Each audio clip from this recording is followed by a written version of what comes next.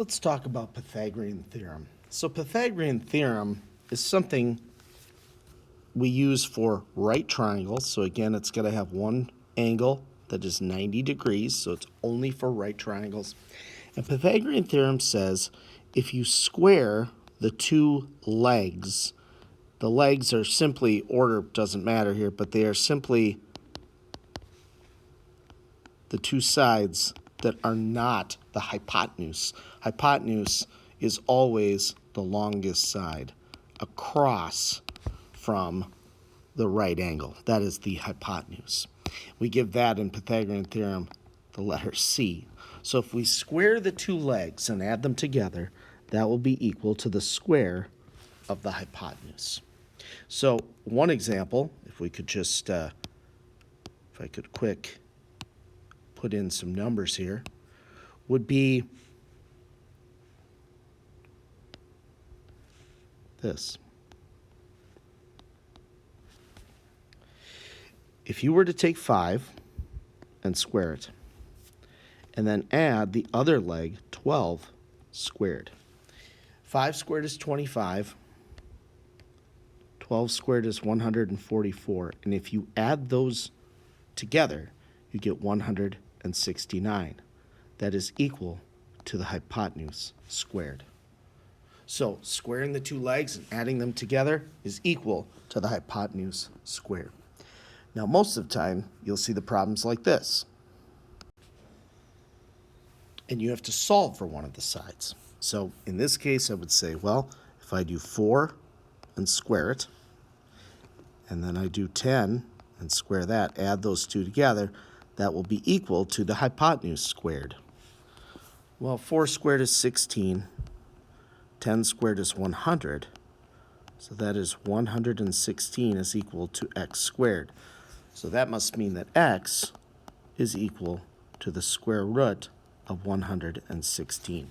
Now, I would type that in my calculator. It's going to be 10 point something. But of course, you may have to, your textbook, your teacher might require you to simplify that square root. To simplify square roots, we simply kind of make a list of our perfect squares.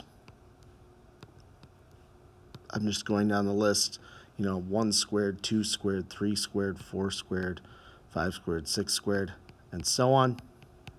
The only one that comes out of 116 is 4. You can write the square root of 116 is the square root of 4 multiplied by the square root of 29, because 4 times 29 is 116, just like that. Well, the square root of 4 is 2, so you could write 2 square roots of 29. Again, you could type this in your calculator, it'd be the decimal answer. Let's do another. This time you'll notice you have the hypotenuse. You have the longest side. So in this case, if you squared the two legs and added them together, this is equal to 9 squared. So x squared plus 49, 7 times 7, equals 81. Now we got to use a little bit of algebra. I'm going to subtract 49 from both sides, like that. So then I have x squared equals 32. So x is equal to the square root of 32. Again, you could type that in your calculator. It's going to be 5 point something. But if we wanted to simplify that square root, we could look again to our list of perfect squares and see, well, which of those divides into 32. I always like to start, halfway to 32 is 16. I always like to start about there and work my way down.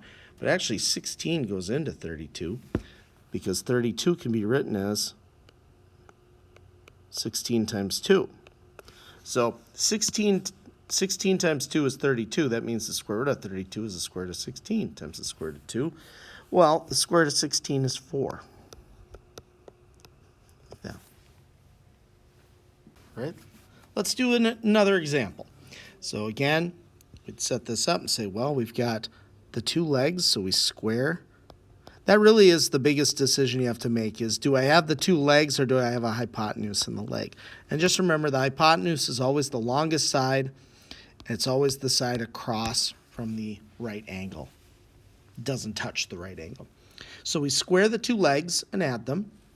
And that's going to be equal to the hypotenuse squared. So let's see, 9 squared is 81. 17 squared is 289. So this is 370. So x is the square root of 370.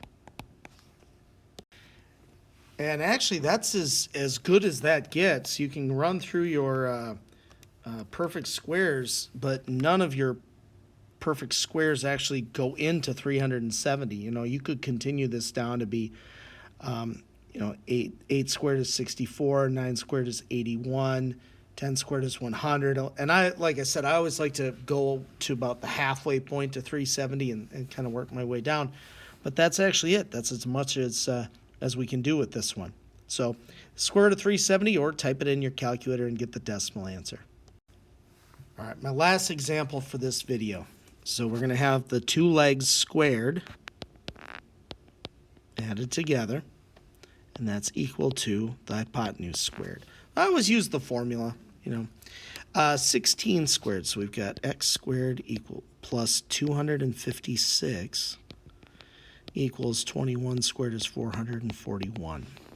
I'm going to subtract 256 from both sides, so I've got x squared equals 441 minus 256 is 185. And we take the square root. And again, I would just think about, are there some perfect squares that would go into that? If I continued this, it'd be 64, 81, 100. I don't see any that will immediately go into that. Certainly not 100, and 81 wouldn't, 64 would not, 49 wouldn't, 36 wouldn't, 25, 16. So you go down the line, none of those will come out. So this is my final answer, the square root of 185. If this video helped you, please like and subscribe for more geometry content.